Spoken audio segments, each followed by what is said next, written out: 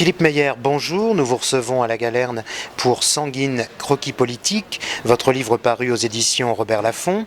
Alors Sanguine, 11 portraits. Tout d'abord, est-ce que vous avez rencontré tout le monde ou est-ce que vous avez ressorti quelques dossiers ? J'espère que chacun de ces portraits est fondé sur une documentation suffisamment substantielle pour que ça me permette de tirer au fond, de faire le portrait, c'est-à-dire de décider comment je vois et de proposer un point de vue sur celui que je fais. Mais c'est le seul que j'ai rencontré, c'est François Hollande. C'est en tout cas effectivement très fouillé, très documenté, et donc j'imagine que là pour le coup vous avez ressorti quelques dossiers, non ?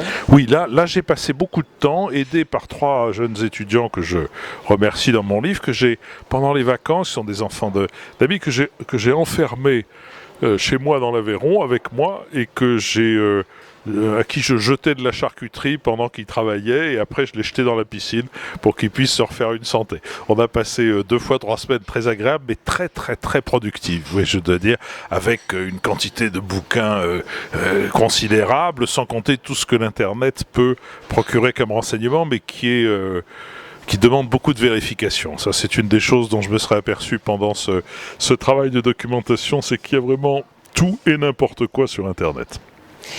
Les gens n'ont pas besoin qu'on leur fasse la leçon, ils ont besoin qu'on leur rafraîchisse la mémoire. Ouais.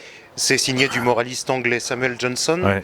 Ça pourrait être un des objectifs, si je peux utiliser ce mot, du livre Sanguine. C'est la méthode en tout cas. C'est la méthode. C'est une méthode pour moi-même, si je puis dire. C'est-à-dire que je me pose pas mal de questions sur chacun. Bien entendu, j'ai déjà un point de vue sur les uns ou sur les autres, mais je voudrais pouvoir le vérifier, l'étayer ou pas.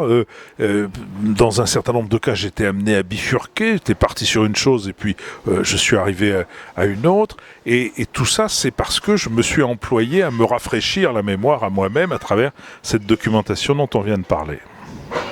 Pensez-vous que les politiques sont finalement des comédiens ? En tout cas, est-ce qu'ils font surtout de la communication ? Alors, je crois que c'est la ligne de partage entre les différents sujets des portraits de ce livre. Il y a ceux qui font de la politique. La politique, c'est un métier difficile, pénible, donc qui a sa noblesse. Il faut convaincre les gens, il faut passer du temps à les voir, il faut s'informer sur la manière dont les problèmes se posent, sur la nature des problèmes, sur la manière dont ils se posent et sur la manière dont ils sont vécus. Il faut convaincre, il faut ensuite accepter des compromis parce que la solution que vous voulez proposer, même si elle est la meilleure, ça n'est pas celle qui sera adoptée parce que les autres ont un autre point de vue. Donc c'est un vrai métier et encore une fois, c'est un métier auquel je trouve toute sa noblesse. Et puis il y a ceux qui trouvent que précisément la partie difficile du métier, c'est pas digne d'eux, que eux sont par nature, ontologiquement, doués ou voués à gouverner le reste de l'humanité. Et alors cela sous-traite la partie ingrate du métier à des professionnels qui sont les agences de communication ou les communicateurs, ou appelez-les comme vous voulez, on les reconnaît facilement, ils ont des Porsche de fonction. Enfin, quand ils sont de gauche, quand ils sont de droite, je ne sais pas dans quoi ils roulent, mais quand ils sont de gauche, je sais qu'ils ont des Porsche de fonction. Pensez-vous que le journalisme soit la sociologie du présent, pour reprendre le terme d'Edgar Morin ? Peut-être, on dit ça, on dit l'histoire du présent aussi, j'en sais rien. Moi, je suis un sociologue d'origine. Ma formation est une formation en sociologie. J'ai fait une thèse en sociaux. J'ai fait pendant plus de 10 ans de la recherche en sociologie et en histoire sociale. Et j'ai pas tellement l'impression d'avoir changé de métier. J'ai l'impression d'avoir changé de braquet. C'est-à-dire, au fond, le journalisme, ou plutôt la sociologie, c'est du journalisme au long cours, si vous voulez, où vous avez davantage de temps, aussi bien de temps pour explorer la réalité que de temps pour essayer de mettre ce que vous voyez en rapport avec d'autres regards ou avec une certaine, analyse des regards. Le journalisme est plus exigeant en termes de délai, donc il demande un tempo qui est différent. Mais pour moi, j'ai eu l'impression de faire toujours, quelles que soient mes activités dans le journalisme, que ce soit écrit, radio, télévision, pour la partie documentaire que j'ai pu faire quand j'ai fait Nuremberg avec Frédéric Rossif, pour moi, ce sont deux façons d'exercer le même métier. Ouais. Philippe Meyer, pour terminer, est-ce que vous avez un, deux, trois livres de référence dont vous voudriez nous parler? Écoutez, oui, alors plus que un, deux ou trois, mais enfin je vais essayer de me limiter parce que sinon personne ne retiendra rien, de supposer que quelqu'un retienne quelque chose. Mais en toute hypothèse, je pense qu'il faut avoir à portée de la main les Chroniques de la montagne d'Alexandre Vialat, sous quelque forme qu'elles aient été publiées, mais la forme la plus simple, c'est les 2 volumes de bouquins.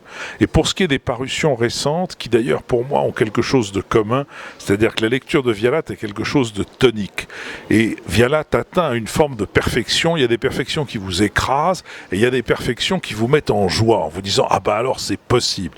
Et bien dans ce registre de la perfection qui vous met en joie, de la perfection énergétique, le livre de Mona Ozouf, qui est en fait le recueil des articles qu'elle a publiés, des articles littéraires qu'elle a publiés pour le Nouvel Observateur, c'est vraiment un livre tonique et tonifiant. Et c'est une langue magnifique. Mona Ozouf est un écrivain, ça fait pas l'ombre d'un doute, mais en plus, elle a un œil sur les auteurs dont elle parle, qui est quelque chose qui vous rend, si vous voulez, c'est exactement ça pour moi la culture. La culture, c'est pas question pour un champion, c'est pas l'instruction. La culture, c'est ce qui vous permet d'entrer dans l'univers des autres et donc d'élargir les dimensions du vôtre. Et ben voilà, Mona Ozouf est exactement une personne qui vous donne propose, qui vous permet cet élargissement.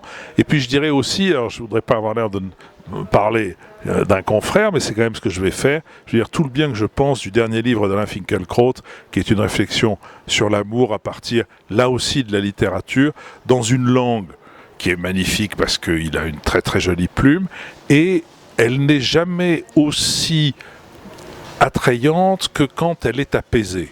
Or, Finkielkraut, comme le savent ses lecteurs et ses auditeurs, est quelqu'un qui n'est pas toujours apaisé, ce qui ne veut pas dire qu'il a tort d'être comme il est, mais je trouve qu'il donne vraiment son meilleur quand il a cet esprit apaisé et quand au fond il prend le temps de tourner autour d'une question qui est une vieille obsession chez beaucoup de gens, mais chez lui particulièrement.